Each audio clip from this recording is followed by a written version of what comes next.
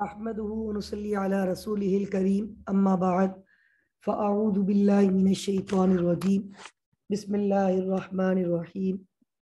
Dear students, अस्सलामु अलैकुम व रहमतुल्लाहि व बरकातुहू। स्टूडेंट, जैसा कि कल हमने चैप्टर नंबर 22 पढ़ा था, जिसका नाम था incomplete records also known as single entry system. आज हम एक नए चैप्टर की तरफ जा रहे हैं। This is next chapter of your syllabus and this is chapter number 23।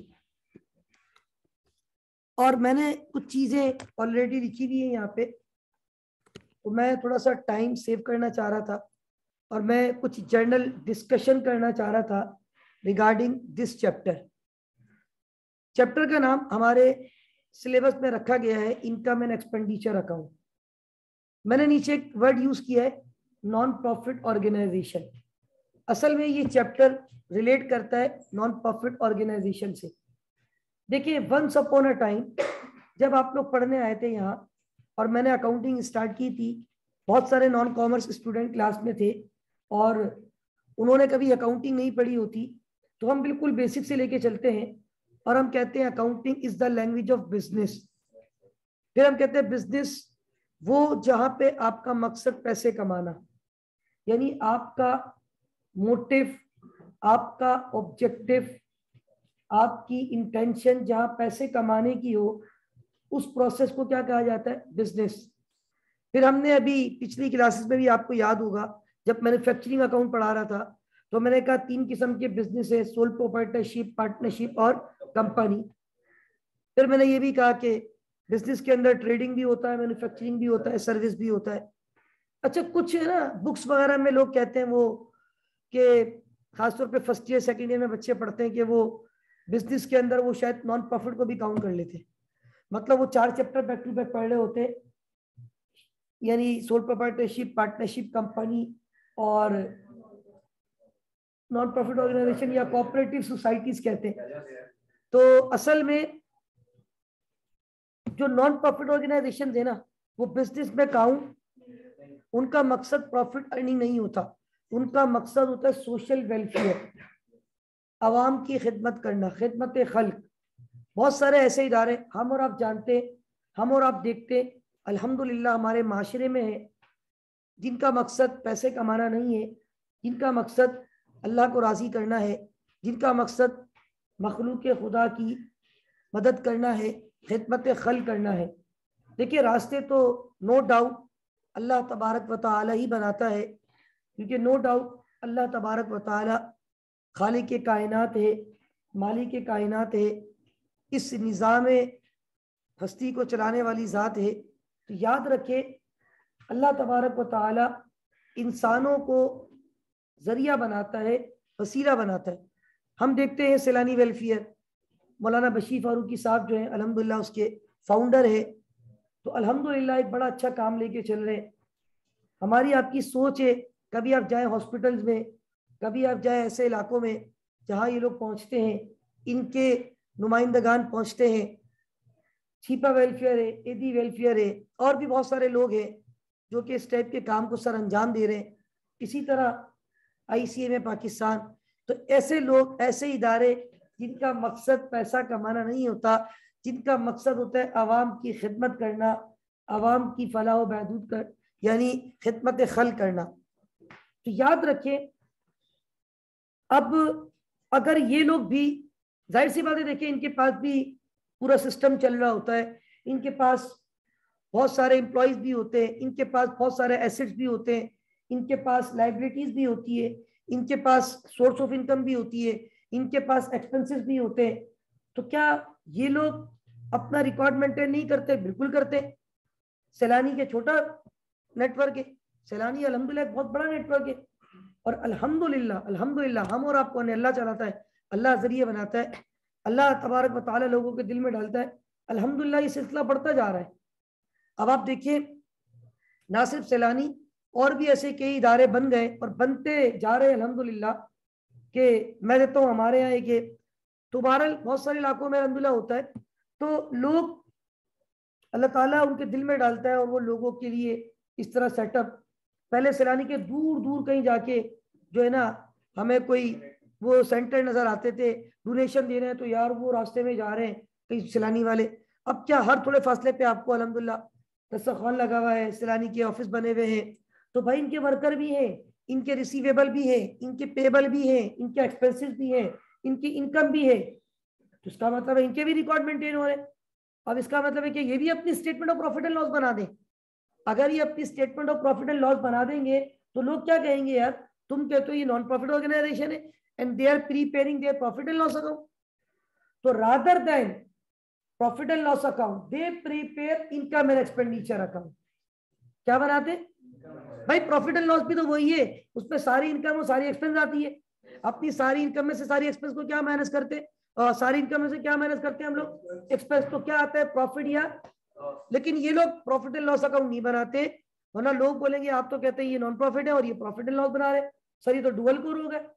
और नॉन प्रॉफिट ऑर्गेनाइजेशन बिजनेस में काउंट, लेकिन उनका रिकॉर्ड है, उनका सिस्टम चल रहा है, उनके पास चीजें हैं, तो अब वो क्या करें भाई, अब वो लोग समहाउ इस तरह बनाते हैं टी अकाउंट फॉर्मेट से।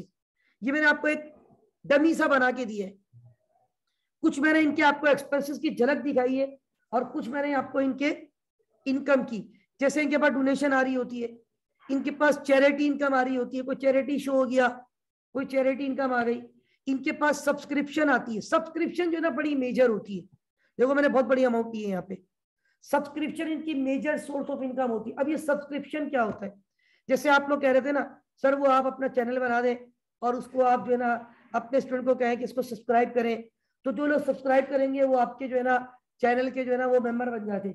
असल में होता क्या है, ये जो इदारे होते हैं नॉन प्रॉफिट, ये जैसे मैंने अभी कहा ना सैलानी वेलफेयर, तो नाम आता है मौलाना बशीर फारूकी साहब का, एदी वेलफेयर अब्दुल सत्तार साहब अल्लाह ताला की मग़फ़िरत फरमाए, इसी तरह रमजान छीपा वेलफेयर में।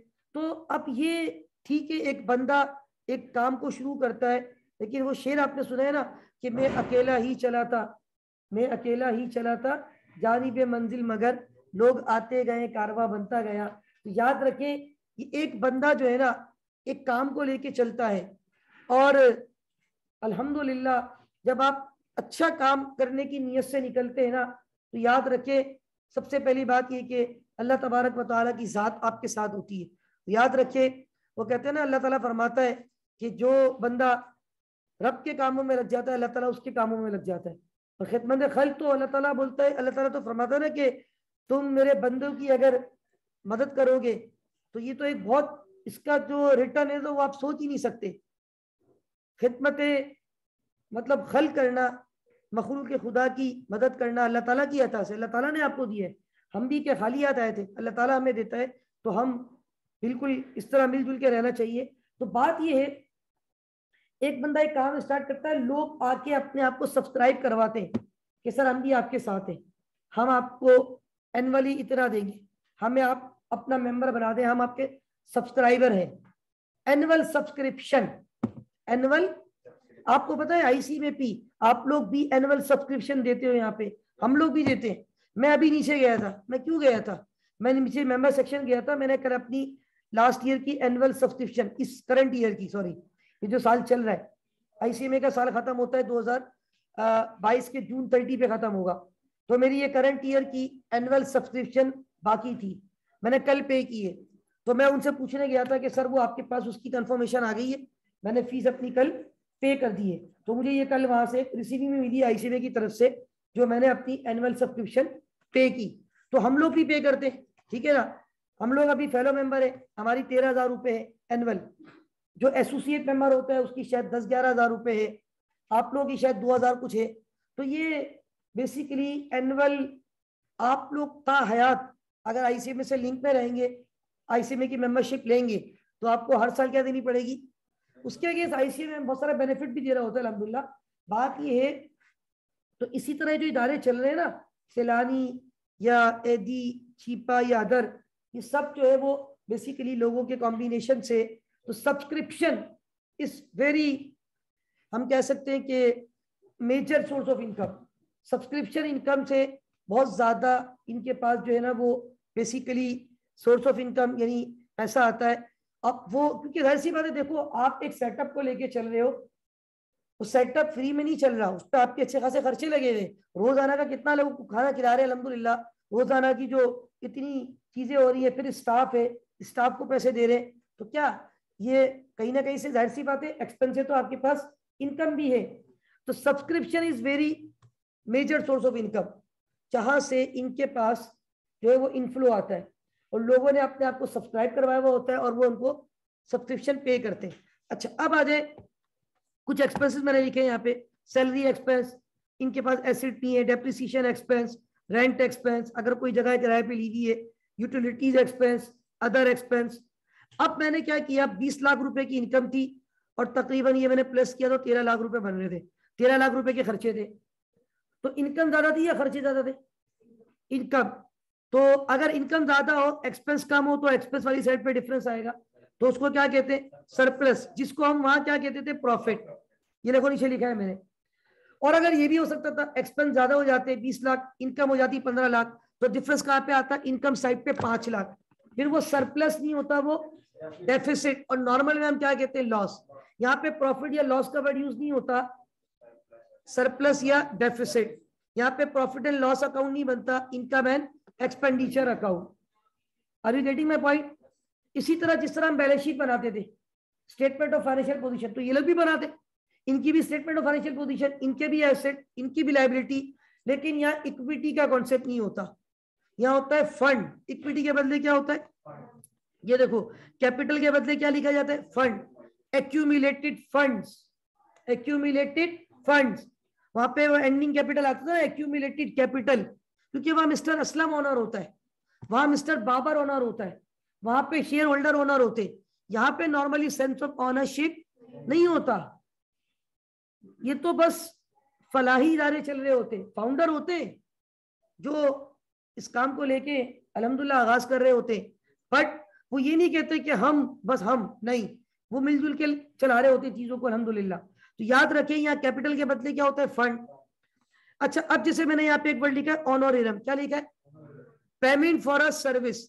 असल में ये जो पॉइंट है ना, ये जरा टेक्निकल है, एमसीक्यू में पूछ सकते हैं वो लोग आपसे। नॉन प्रॉफिट ऑर्गेनाइजेशन में, नॉन प्रॉफिट ऑर्गेनाइजेशन में जो मेन सर्विस प्रोवाइडर होता है, जो मेन सर्विस प्रोवाइडर होता है, अपनी सर्विस के अगेंस्ट उसको जो पेमेंट दी जाती है, उसको सैलरी नहीं कहते, उसको कहते हैं ऑनोरेरियम। क्या कहते हैं? देखिए, अदर स्टाफ जो है ना, वो तो सैलरी में आता है।